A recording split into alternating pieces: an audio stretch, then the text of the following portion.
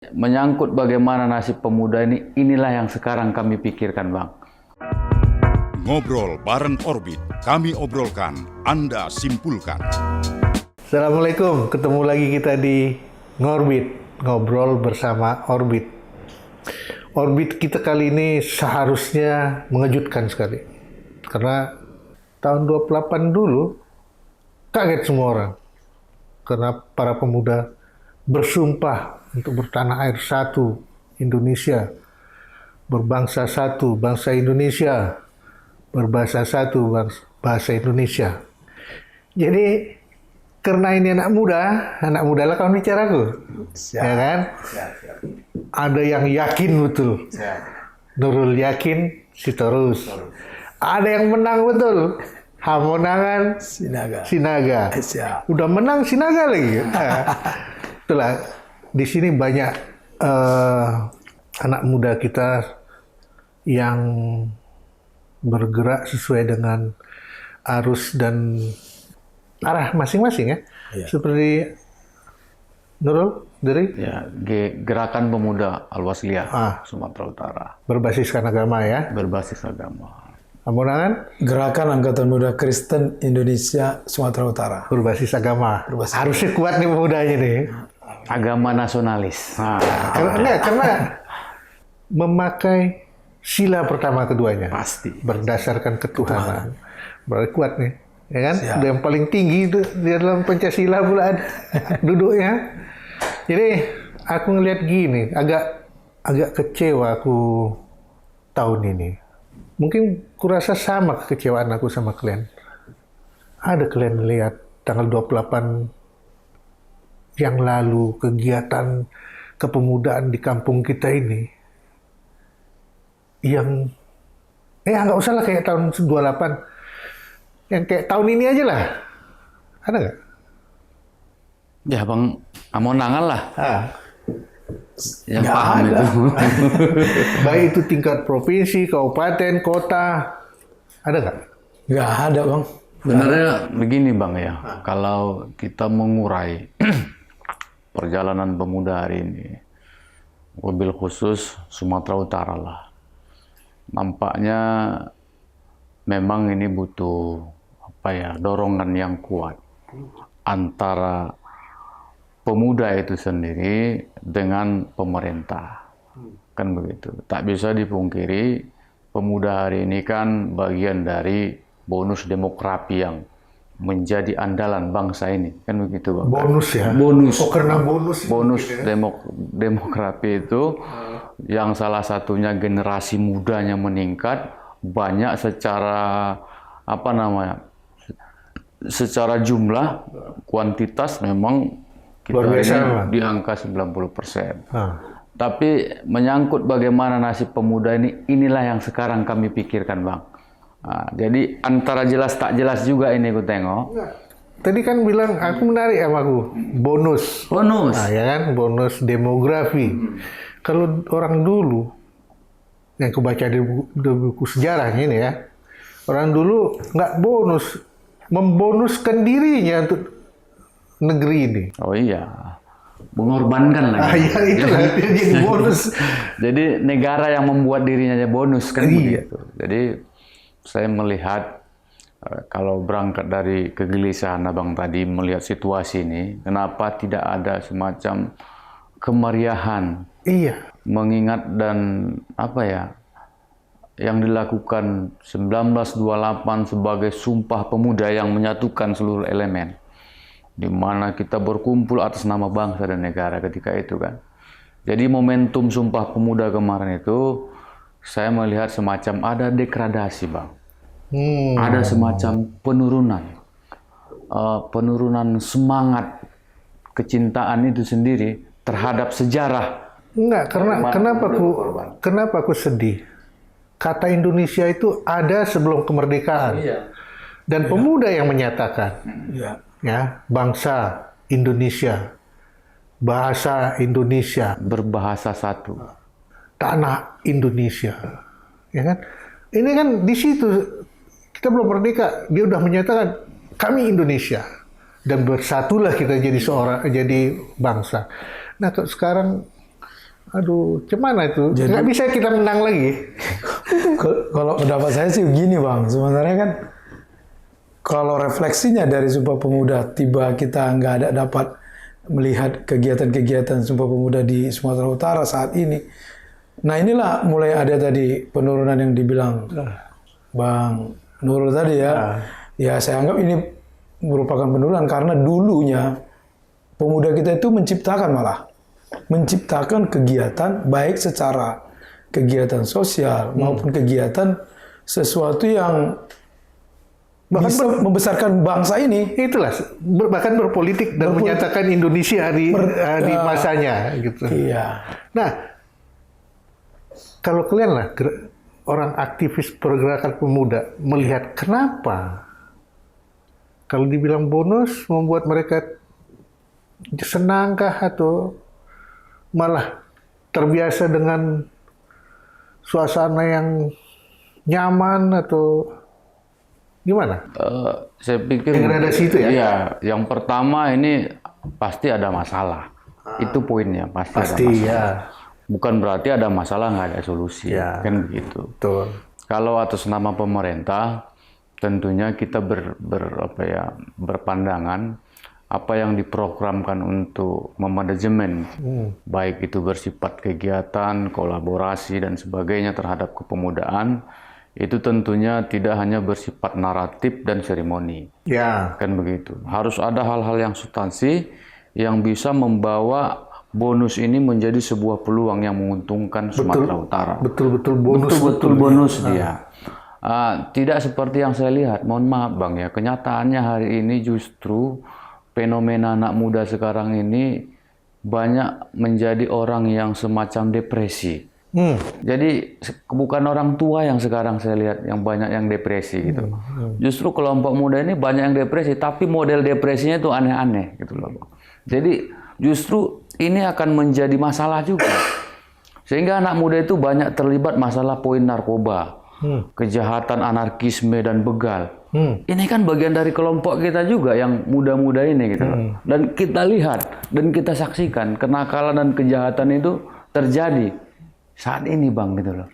Apa itu karena gagalnya pemerintah membentuk koridor? Ya, pasti Bang. Pasti pemerintah tidak mampu mengkanalisasi apa sih yang harus dilakukan sehingga seluruh ekspresi pemikiran lalu kemudian terutama apa yang menjadi mimpi anak muda sekarang ini itu harus menjadi konsep yang jelas untuk pemerintah. Kalau ngelihat kalian berdua lah ya, kalian berdua ini sebetulnya kan jadi role model-nya pemuda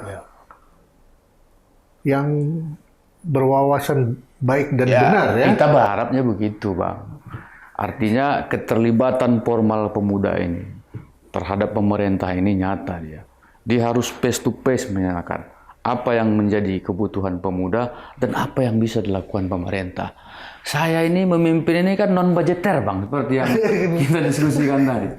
Kita ini kan mengurus umat, mengurus organisasi yang cukup luas dan banyak ini kan nggak ada SPPD-nya Bang, nggak ada perjalanan dinasnya. Nyatanya bisa kan? Ya, kemandirian tadi lah. Sama lah, kalian juga sama kan? Nggak tanpa dana supporting dari pemerintah. Apalagi jika itu diberikan support, saya pikir banyak hal yang bisa kami lakukan untuk berkontribusi pada saat yang sekarang ini Bang. Zaman dulu aja Jong Java, Jong Batak itu nggak pakai duit sendiri pergi ke Jakarta gitu kan? Ya jadi kan Bang memang jadi lemah pemuda itu Bang karena supportnya dari pemerintah itu sudah mulai berkurang Bang. Ada menterinya loh. Ada menteri pemuda dan olahraga. Ada dinasnya loh. Malah punya wakil lagi, punya staf khusus kan gitu. Nah ini lemah Bang. Kenapa bilang jadi lemah pemuda itu? Karena tidak ada ciptaan kegiatan, sentuhan kepada pemuda, sehingga pemuda itu jadi kerja sendiri ataupun mencari kesenangannya sendiri, Bang. Sehingga ujungnya itu tadi pergaulan bebas yang seperti Abang bilang tadi. Bisa lari dari koridor yang... Iya, harusnya diciptakan dong kegiatan kepada pemuda. Ini nilai minus sih sebenarnya di saat ini. di Sumatera Utara nggak ada merangsang kegiatan pemuda di Sumpah Pemuda ini. Mungkin karena habis duitnya kena pon kemarin ya. Nggak tahu kita. Itu mau berutang kabarnya. Sebenarnya salah satu yang kita harapkan modelnya adalah bagaimana program pemerintah itu terintegrasi dengan kepentingan pemuda dan kepentingan pemerintah. Contoh, pemerintah punya program dalam penentasan pengangguran. Sekarang ini kan kelompok pengangguran ini kan ya anak mudanya, Bang. Mohon maaf. Paling banyak kita itu pengangguran. Di samping ya tingkat malasnya juga tinggi, tapi harus kita bahas. Kenapa dia malas gitu? Malas ini juga nggak bisa jadi alasan. Iya, saya bilang juga jadi alasan. Karena dia pun bekerja, Bang, ternyata nggak cukup. Gitu loh. Jadi selagi dia hidup, walaupun dia malas, ya. Jadi kalian sebagai pemuda ngelihat masalahnya di situ, Bang. Ngelihat sudahlah koridor nggak ada, terus pemerintah tidak mementingkan indeks manusianya itu. Betul. Nggak ada stimulus kepada pemuda untuk membuat kegiatan, menciptakan hal baru di pemuda ini. Itu yang sudah mulai hilang. Dulu kan kita ingat banyak hal baru dibuat. Banyak contoh-contoh pemuda ya, Bang. Pelopor segala macam. Mulai dari pelopor pendidikan Bung Tomo, bagaimana dia kan seorang pemuda, seorang Soekarno. Nah itu orang-orang seperti itu yang kita sudah mulai berkurang, Bang. Di akhir-akhir ini ya, di zaman now ini ya. Memang sangat berpengaruh drastis. Apa kalian generasi Z yang katanya begitu? Ya, enggak kan? Kalian enggak masalah sih. Generasi apapun yang namanya, yang kita harapkan pemuda itu adalah paham dirinya. Iya, pasti kelompok yang paling kuat itu adalah pemuda. Oh iya. Kalau nggak Bung Karno nggak bilang berikan padaku 10 pemuda. Jadi kuguncang dunia. Akan kuangkat Gunung Semeru kalau cuma sama orang tua. Tapi kalau pemuda, dunia bergoncang, Bang. Jadi kami sangat sadar dan paham ini, Bang, bahwa muda ini adalah suatu potensi dan salah satu kekuatan. Tapi balik-balik ke tadi, contoh, kita harus punya terintegrasi dia. Yang pertama pendidikan kita. Itu harus terintegrasi dengan peluang-peluang pekerjaan yang ada gitu loh. Ini harus di-manage secara baik sehingga pemuda ini tersalurkan. Yang kedua, terintegrasi dengan kebijakan pemerintah. Jadi maksud saya, apa yang dianggarkan, yang di APBD-kan, yang disusun pemerintah itu harus melibatkan kelompok pemuda yang terarah. Contoh di bidang pertanian, Bang. Ini kan negara ini sekarang menggalakkan lumbung pangan apa segala macam. Ada nggak keterlibatan? Dulu cerita itu, ada cerita yang menarik tentang pemuda dan kampungnya itu ya. Kebetulan aku jalan di suatu tempat di Singapura, ketemu orang Singapura yang paham dengan Indonesia, paham dengan kepemudaan juga pertanian. Kenapa sekarang pertanian Indonesia bukan milik orang Indonesia, malah milik perusahaan? Iya, corporate. Nah, corporate. Kenapa? Karena nggak ada anak-anak yang udah sekolah mau pulang ke kampung membangun pertanian itu. Betul. Nah, ada nggak kayak gitu kayak dari mahasiswa lah? Kalian ada nggak di sekolah sini nggak mau pulang kampung, padahal dia diharapkan di kampungnya? Ya. Cuman lah, ya. Nah itu tadi mungkin pemikirannya kan kalau kita balik ke kampung kan mungkin seolah-olah gagal, Bang. Kadang pemikiran pemuda sekarang ya. Kalau gagal gitu nggak keluar loh, kata mantan gubernur kita, Marsipature Hutanabe. Nah itu kan dulunya dipakai Marsipature, nggak tahu sekarang. Saya bingungnya apakah pemerintah sekarang masih menggunakan itu? Iya, nggak minimal kan kita. Aku masih 25 tahun jadi boleh bilang kita ya. Nah ya memang. Kita harusnya merasa, oh iya aku lihat kampungku ini nggak baju-baju, pulanglah gua, gitu. Ya. Udah berat, Bang. Kalau melihat zaman now sekarang ya, pemuda sekarang memang tagline untuk Marsipature Hutanabe itu sudah mulai hilang di kepemudaan. Mereka lebih penting karena jangan kepemudaan, pemerintahan juga udah hilang gitu. Ya itu saya nggak tahu juga. Di kepemudaan ini mereka sudah pikir teknologi terus, sementara pemikiran balik ke kampung, mereka tidak menemukan teknologi lagi. Paling sedikit teknologi di sana dirasakan. Sebetulnya sekarang dengan teknologi kita yang katanya mau 5G katanya, yang katanya mau 5G kemarin 5.0, kemarin 4.0, di mana saja nggak ada alasan dengan teknologi lagi, karena everywhere, every time itu bisa melakukan kegiatan dan mengakses pengetahuan dan teknologi. Apa muda kita nggak tahu sekarang, taunya cuma main game. PUBG atau Mobile Legend segala macam. Yang Gimana Bang? Itu kan menjadi faktor tantangan kita hari ini Bang. Artinya era globalisasi dan digitalisasi ini menjadi sebuah budaya baru. Bahkan internet ini menjadi nyawa kedua, saya lihat Bang. Kalau orang keluar, kalau mati rokok sekarang nggak masalah. nggak masalah. Tapi kalau mati internet, pening ya. Kalau mungkin keluar rumah dia naik kereta, naik motor, lupa bawa uang, nggak takut dia. Tapi kalau dia keluar rumah nggak bawa handphone, lupa, dia balik lagi dulu Bang. Balik dulu ke rumah dia, baru berani dia keluar. Sudah sebegitunya gitu loh. Jadi maksud saya tadi, terintegrasilah kebijakan pemerintah ini supaya kepentingan pemuda ini bisa diekspresikan, contoh tadi di bidang pertanian hari ini, kan gitu Bang. Ya bikinlah inkubasi di bidang pertanian. Gitu. Kalau ada di Jawa Barat itu kita ada namanya istilahnya petani milenial. Bagaimana pemerintah mengorganisir, mengalokasikan anggaran, membina, menghimpun sampai ke tingkat produksinya. Kalau nggak salah aku juga pernah dengar di sini ada penggerak petani digital. Ya gini Bang, kita kan dengar aja, belum lihat ini barang, gitu loh. belum jalan ya. Iya, entahlah ketua ini udah lihat kan. Jadi begini Bang, itu tetap ada sih, baik di desa, baik di kota. Tapi itu lahirkan secara organik Bang. Oleh kesadaran sendiri-sendiri. Yang secara presentasinya itu sangat kecil. Yang bisa secara rasio, jumlah rasionya itu, kalau bonus demokrasinya 50%, dari total 50% ini masih 0,5%. Kan kira-kira begitulah. Belum 50% lagi? Belum mencapai 1% yang tumbuh secara organik tadi. Mereka hadir ikut, contoh di bidang pertanian, di bidang perikanan contohnya, dan yang lain-lain. Gitu. Tapi benar kan aku.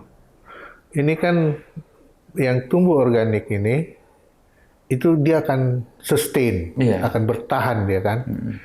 Gimana kalau yang tumbuhnya instan? Di sini kan zamannya instan yang banyak. Bahkan gelar pun udah mulai instan.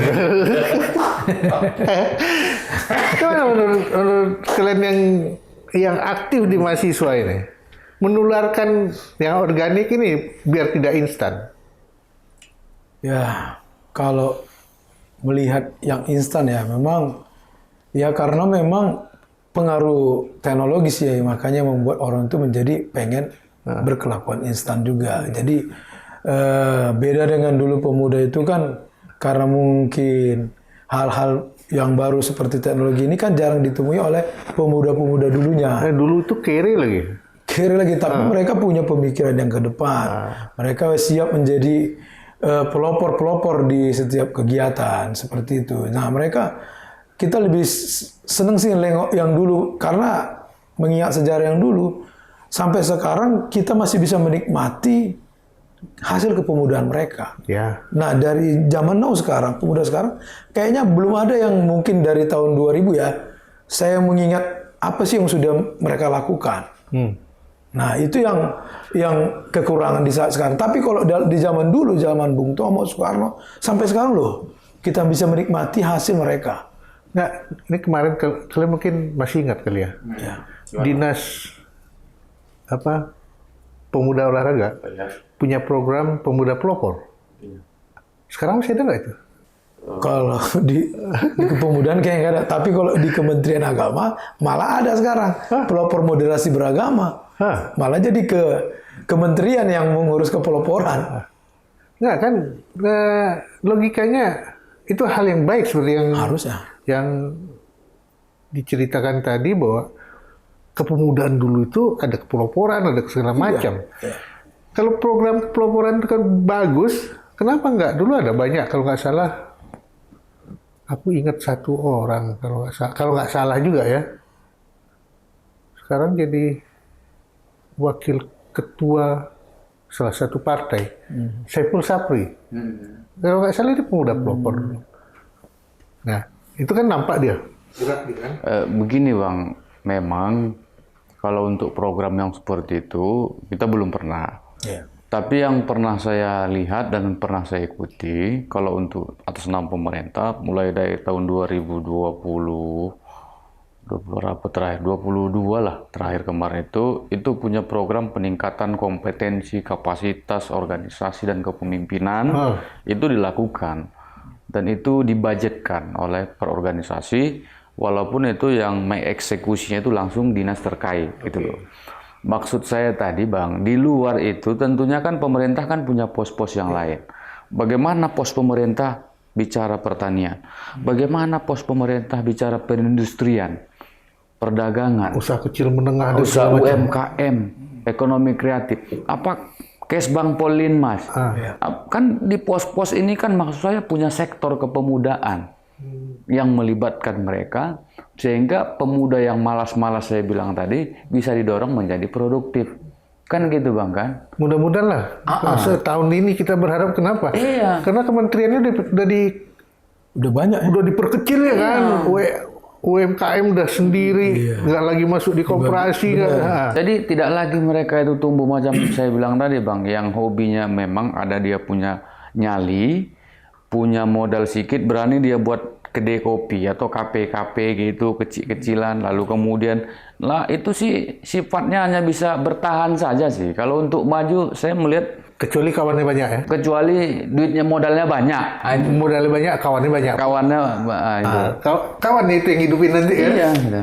Memang kalau orang bilang peluang memang banyak betul. Kalau di organisasi ada nggak kalian bikin inkubasi untuk pemuda sesuai dengan bidang? Kalau ya dia minat politik, ya ada inkubasi politik. Kalau dia minat ekonomi, ada inkubasi bisnis dan segala macam. Gitu.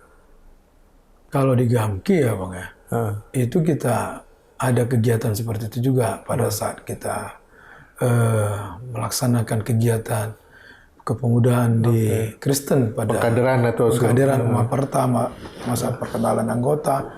Nah itu kita pasti masukkan juga materi-material seperti itu. Jadi sebagai penarik ataupun sebagai stimulus bagi pemuda untuk mau berkembang lebih maju Bang. Seperti itu.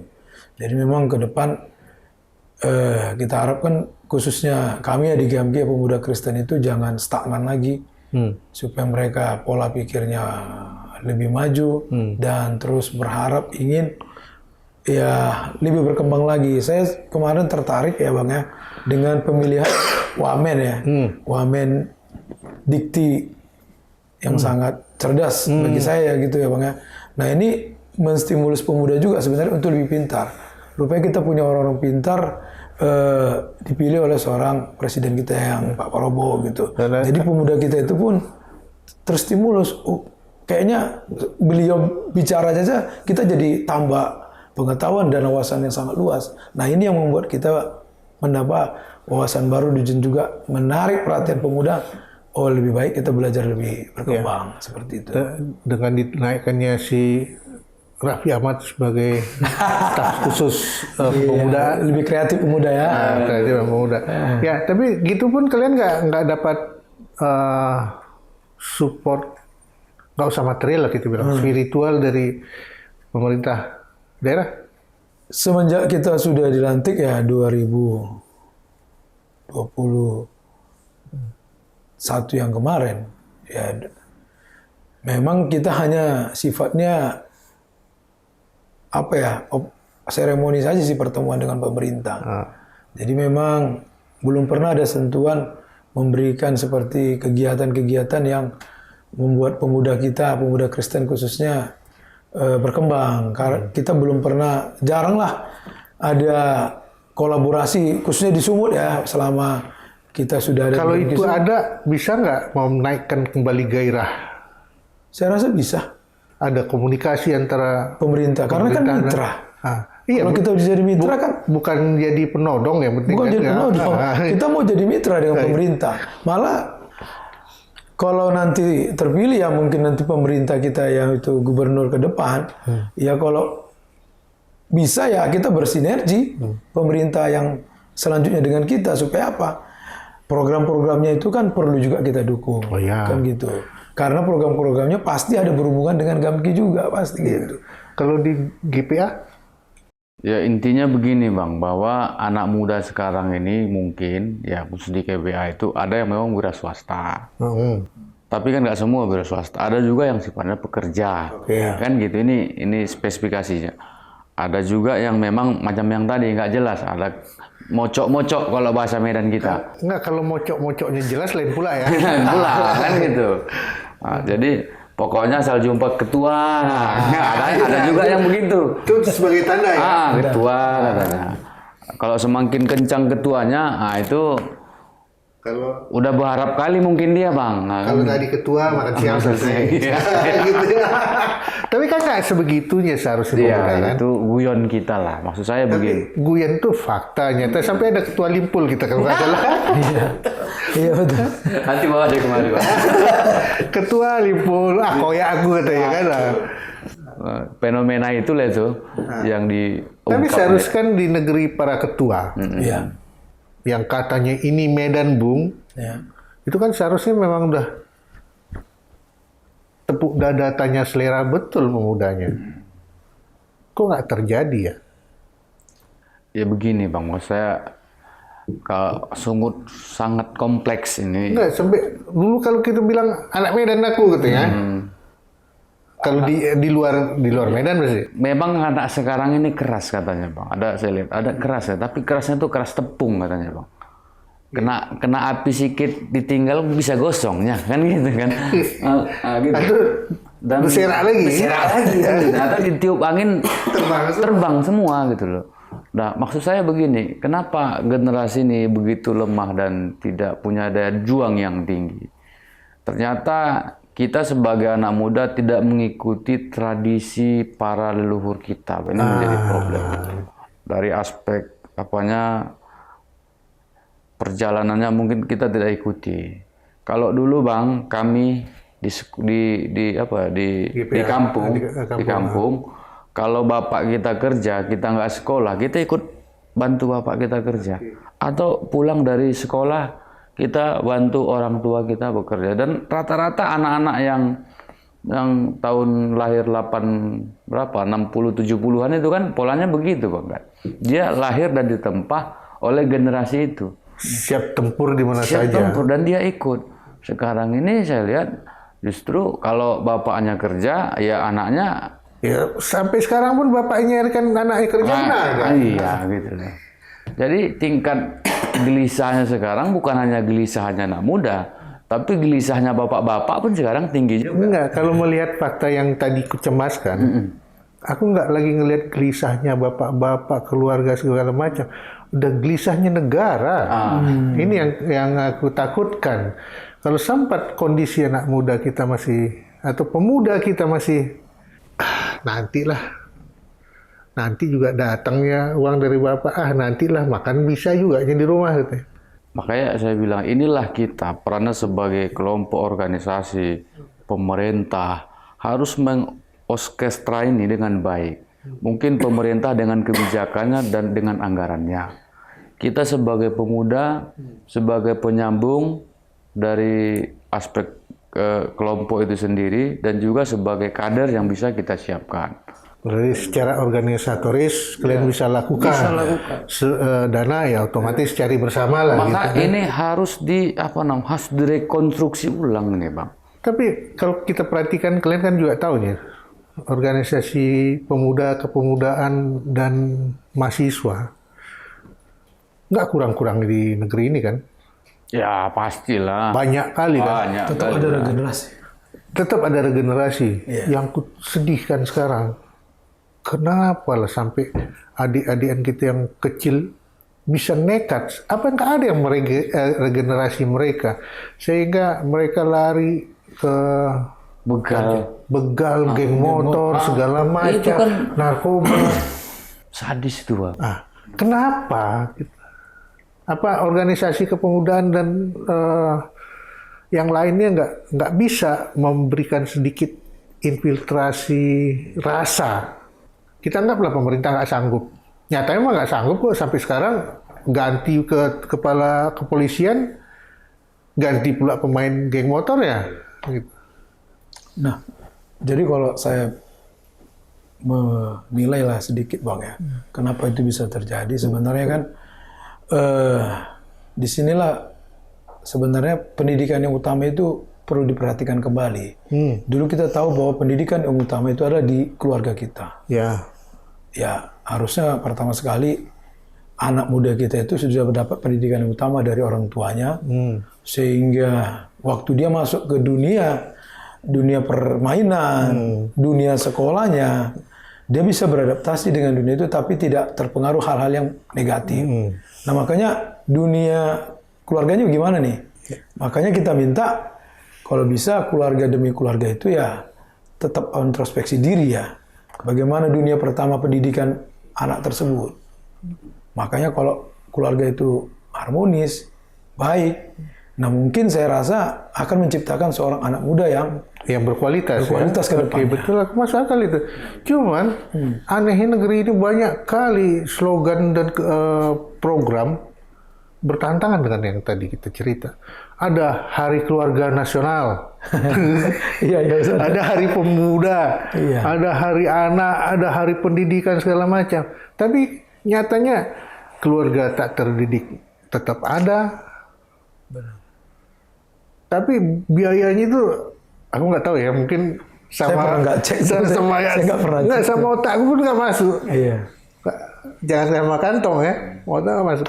Nah, apa nggak ada generasi muda yang bisa menggantikan orang-orang tua yang duduk di parlemen kita itu? Artinya kan yang abang Pola pikirnya kan udah harus lebih muda sekarang. Yang Karena saya tuntutannya tangkap. tuntutan pemuda. yang abang harapkan itu kan kita berangkat dari kebijakan lah Iya. untuk mengatasi masalah itu kan Betul. gitu. Jadi saya urai sedikit bang, memang kejam kali begal nih bang. Iya, kalau itu nggak tahu kita bilang. Memang sadis sekali. Dan saya melihatnya itu faktor apa yang mereka bayangkan sehingga mereka tega melakukan itu, berani. Ini harus kita telusuri juga bang. Apakah ada kelompok atau orang yang memang mengkader? Nah ini kan nggak tahu juga kita bang, mengkader anak-anak ini, adik-adik kita nih yang masih SMP ada, SMA luar ada. organisasi Di luar yang ada ini ya. organisasi, iya. Hampir kalah kader kita. Atau ada mereka yang mengkader ini. Kalau kau nggak begal orang, kau belum bisa. Nggak mantap loh. Nggak mantap kan gitu. Jadi kelompok usia remaja itu kan kelompok rentan bang, rentan dengan narkoba, pergaulan bebas dan ini kejahatan pemuda kriminal awal tadi, kan? gitu, tawuran dan lain-lain itu. Dan itu kita aktif GPA terus lakukan sebuah penyuluhan, diskusi baik di kelompok sekolah maupun di kelompok masyarakat dan lingkungan dimanapun GPA itu ada kan gitu. Tapi soal begal tadi, soal kejahatan remaja tadi, saya pikir ini harus sistematis dan kolektif dia penanganannya, semua pihak dan harus partisipatif gitu loh. Jangan-jangan mamanya pun tak tahu dia Begal. anaknya. Iya, ada ya kalau kita nonton di TV. Anak baik ya anakku ini gitu ya. Jadi macam teroris kan gitu kan. Iya. Bisa tetangga kita nggak tahu kita baik, tiba-tiba ada penggerebekan Densus 88. Dan memang relatif jadi teroris. Yang begal-begal itu jadi teroris kalau aku bilang. Kenapa? Meneror. Takut orang jalan malam, pulang malam bekerja. Dan ada beberapa adik-adik kita di bulan kemarin itu kena Jalan Ahana Sution itu. Ya keluar subuh kena begal di situ, dan kemarin pernah juga ke situ juga kenanya, yang ditikam katanya ada yang viral itu bang di daerah sana juga. Dan saya pikir nggak mungkin atok-atok yang melakukan itu kan, pasti anak muda lah. Jangan lebih bilang atok-atok melihat Kenapa? Artinya kan keterlibatan kami sebagai kelompok pemuda kan harus punya empati ya. bahwa inilah masalah dan problem kita, ya kan ketua. Betul ketua. Jadi kalau di Gamki supportnya ini kepada kepolisian lah. Jadi memang kepolisian ini memang harusnya lebih rutin lagi lah patroli. Patroli ya. Di saat jam rawan lah. Terus kalau di Terus linmasnya juga harus juga dilibatkan untuk patroli juga. Karena kalau itu nggak digiatkan, jangan sampai seperti ya apa ya, tunggu terbakar dulu baru ada di tengah-tengah masyarakat, tunggu ada korban dulu, baru ada. Jangan jadi petugas pemadam kebakaran karena udah ada yang kerja itu kan. Udah ada yang ngerjain itu. Nah harusnya seperti itu harus dikawal. Ya, nah pemerintah pun harus dampingi dong. Yang mungkin usia-usia udah mulai meranjak dewasa. Nah, bagaimana pendampingannya tadi? Buat program pemerintah itu betul-betul jalan dan tersentuh benar-benar. Jangan hanya seremonial saja. Betul-betul ya program itu ya nyampe. Jangan hanya cari tempat salah satu, udah foto terus menganggap bahwa itu sudah berjalan. Padahal nggak tersentuh. Gini Bang, kita juga berharap kemarin program pemerintah itu kan mampu memberdayakan masyarakat sekitar. Kalau di desa ada namanya anggaran desa, maka kolaborasilah antara pemerintah dengan masyarakat pemudanya di bidang apakah olahraga, kesenian, budaya, kan begitu. Itu dia aku tengok. Jadi pemerintah kelurahan dan kecamatan di Medan ini, saya pun berharap itu didorong supaya partisipatif. Nah, Medan ada berapa kecamatan? 21. Ada berapa area bermain terbuka untuk anak muda? Nah, itu Kalau kita kan ambilnya ke situ, benar-benar. Sehingga mereka tidak lagi sibuk dengan kelompoknya, tapi udah kelompok yang lain dengan dulu masih ada olahraga. lapangan Merdeka, Bang. Hanya cuma lapangan Merdeka dan kayaknya yang efektif lapangan Merdeka dulu. Dulu banyak itu jadi tempatnya pertemuan kan, perkumpulan. Lapangan apa yang di Krakatau, yang di. Tapi itu mana sekarang? Anak muda ada nggak di situ? Nah, itu yang aku bilang. Jadi pemirsa, kalau kita bicara pemuda, Panjang. aku nggak tahu mau bilangnya gimana. Kayak 3 hari 3 malam, atau 7 hari 7 malam sekalipun kayaknya berat. Kayak pesta zaman dulu gitu. Ya. Jadi apapun tentang pemuda ini, semua harus ikut campur. Bukan hanya polisi, bukan hanya organisasi kepemudaan, bukan cuma keluarga, tapi memang harus guyup kita bersama. Apa yang nggak bisa diselesaikan nama pemuda? Bung Karno aja bilang kok, beri aku 10 pemuda. Dunia bisa guncang katanya.